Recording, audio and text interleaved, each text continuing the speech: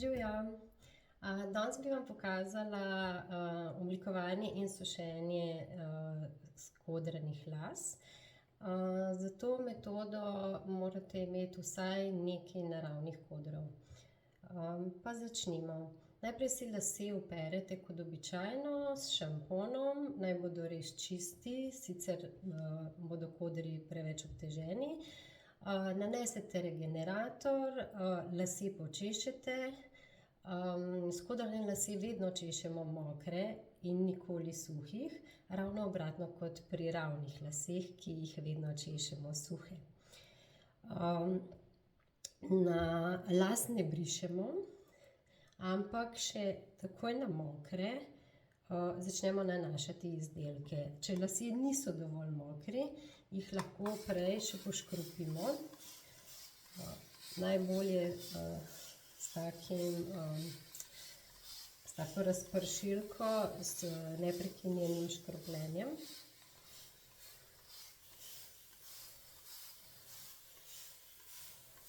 Na tak način bodo izdelki res delovali. Najprej lahko na lase nanesemo kak balzam brez izpiranja oziroma leave-in regenerator. Sama tega običajno ne naredim, zaradi tega, da ni preveč vsega, da mi preveč ne obteži las. Sami morate ugotoviti, kateri izdelki in koliko je najbolje za vas.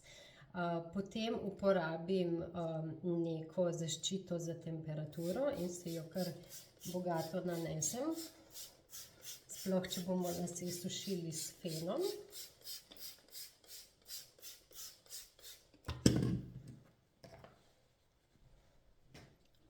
In si počešemo, da se enakomerno razporedi. Uporabimo krtačo ali glavnik, ki je primeren za česanje mokrih las.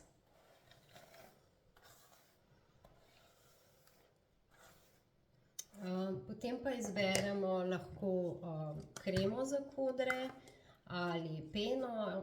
Tega je kar dovolj na našem tržišču. Jaz bom vzela eno peno in si jo enakomerno nanesemo na lase.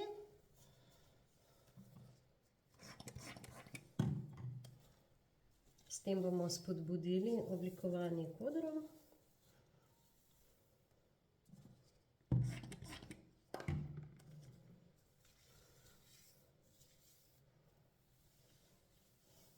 Spet lahko malo počešemo.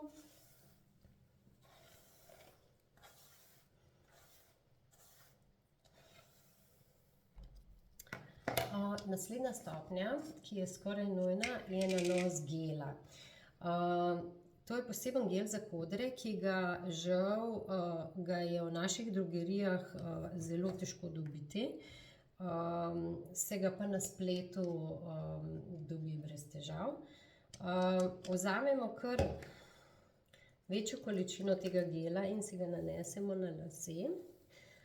Čeprav deluje vse skupaj zelo lepljivo, je v bistvu to tista stvar, ki nam drži in oblikuje koder, dokler se ta ne posuši in naredi nekakšno skorjico, ki jo potem skrančamo oziroma pomečkamo in potem ta izgine.